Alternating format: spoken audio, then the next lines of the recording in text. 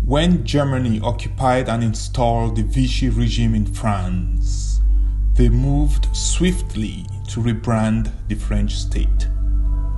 The French national motto of liberty, equality, fraternity was replaced with work, family, fatherland. The German National Socialists were making a statement of intent, a statement of what occupied or Vichy France will represent to Germany. How viciously ironic that France now manages her African possessions such as the Republic of Cameroon, no different from how the German National Socialists managed occupied France. And in the case of the Republic of Cameroon, with an eerily familiar motto of peace, work, fatherland. Notice the subtlety.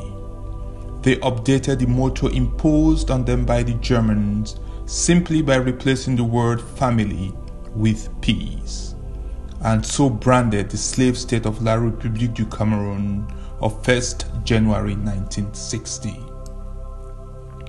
This motto, this symbol or branding, reflects the essence of an evil ideology that the world thought had been vanquished in 1945 in order to usher a new era for humanity.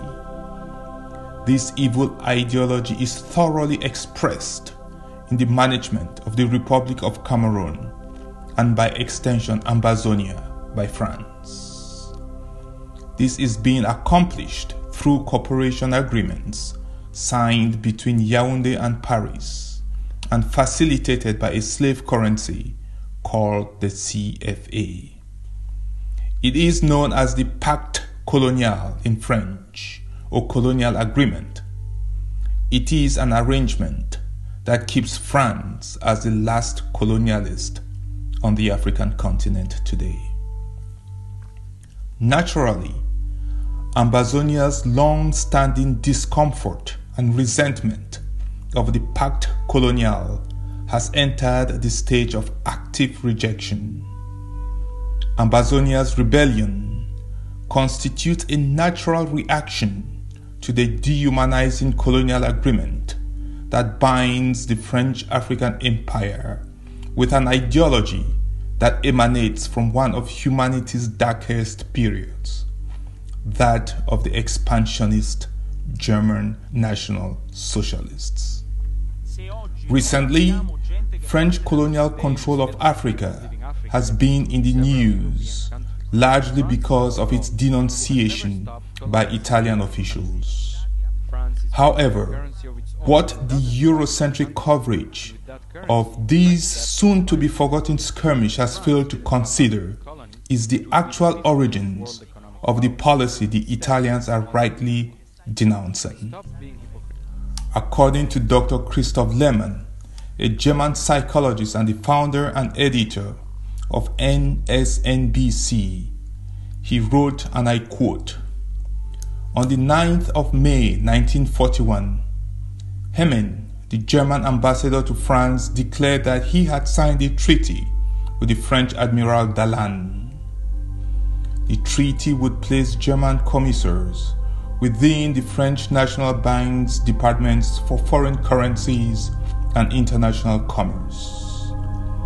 The treaty was negotiated under the auspices of German Minister of Finance Hermann Göring, whose father, Heinrich Ernst Göring, had been the German governor of German West Africa, today's Namibia, from 1885 to 1890.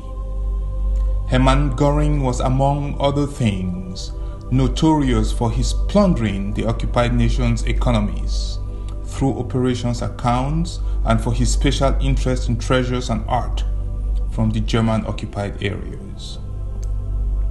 At the end of World War II and the occupation of France, then French President Charles de Gaulle created the CFA franc. as a currency for the Western African colonies. De Gaulle created a monetary union whose functions of control were based on the model Germany had used to usurp German-occupied France. End of quote. World War II ended on September 2nd, 1945. The CFA franc was created on December 26th, 1945. It's been 74 years and counting. These vestige of Nazi Germany that has been allowed to take root and prosper in Africa must come to an end.